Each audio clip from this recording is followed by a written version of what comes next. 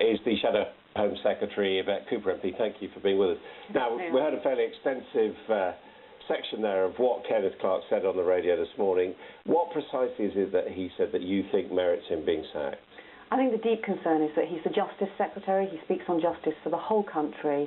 And what he's revealed is that he doesn't understand rape, doesn't understand rape victims, and suggesting that effectively there are some categories of rape, date rape, he said, that is somehow less serious than forcible rape, that somehow there are certain categories of rape that really aren't as serious as others, when this has been part of our sentencing guidelines, part of the approach of the justice system for a long time. You know, a rape is a rape. If you are forcing somebody to have sex with you, they don't want to do it. That is rape, and somebody should be punished. With all due respect, he was also speaking as a lawyer, and it is a fact that, if you like, there is gradations of what the Americans call statutory rape, which is effectively underage sex, all the way through to someone with a knife forcing people that they've never seen before to have sex with them. I mean, there are a lot of gradations. Anyone who's been to a court knows that, and that is taken into account both in whether people are convicted and in the sentences they get, isn't it? And rightly so. In fact, I mean, I've got the sentencing guidelines here, and they say here very clearly, the first things they say,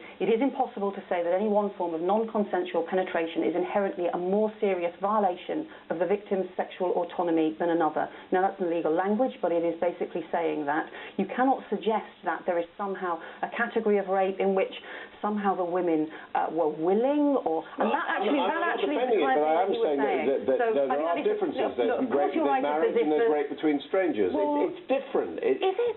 Is it really? Yeah, it is different. It is a different thing. Adam, do you really think that rape within marriage, the fact that a husband rapes a wife, is somehow... I'm not saying one is less bad than the other. I'm simply saying there are different circumstances surrounding rape. And that is the reality of every single rape trial, isn't it? I think the serious point here, Adam, is, look, of course judges will make their final decisions on the basis of the case in front of them. But the serious point here is that what the Justice Secretary was saying today, and what I'm kind of slightly worried that you were also saying today, is that there are some kinds of rapes that are somehow to be taken seriously. I'm not being drawn into that. I'm simply saying that this is, as we have seen with successive governments, it is a complicated area. But what he is saying is that, you know, so he's not taking some rapes as seriously as others. We've already had the proposals from this government to suggest to make rape defendants anonymous. Where did that come from? And the proposal that they're putting forward, which is to halve the sentence of a rapist because they have pleaded guilty, despite the fact what the point he is also making is that at the moment, and this has been the way for a number of years, including under the last government, the level of conviction in rape cases is extremely low. It's about 8%.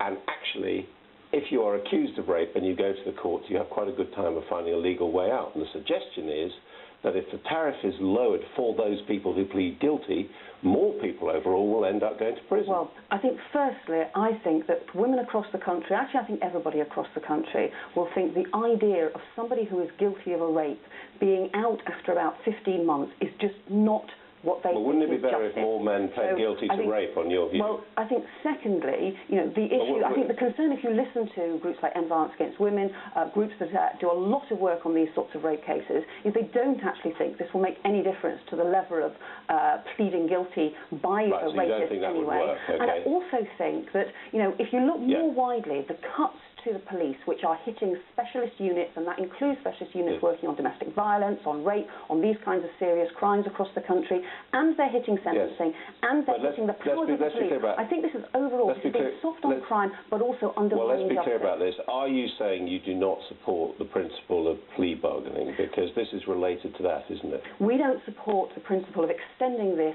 to 50% of somebody's sentence. I think that is just undermining justice and is not what people across the country want to see. It is what David Cameron and Ken Clarke put in their consultation. It is their proposal. It's what they say they want to take forward, no matter how serious the crime. It is a political fact, because I remember talking to Lord Falconer about this when he was Minister for Justice. It is a fact that your early release programme, because of prison overcrowding, didn't really matter what you'd done, you got out early.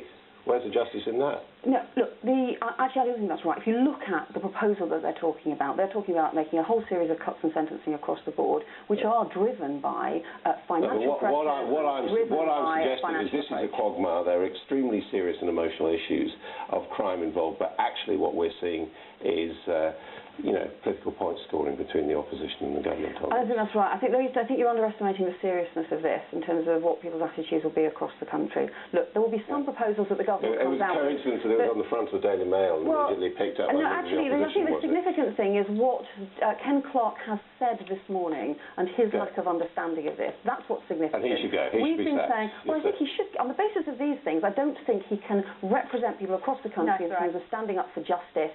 So unless he changes his view very rapidly, of course he's got to go. We'll leave it there. Thank you very much. Thank you.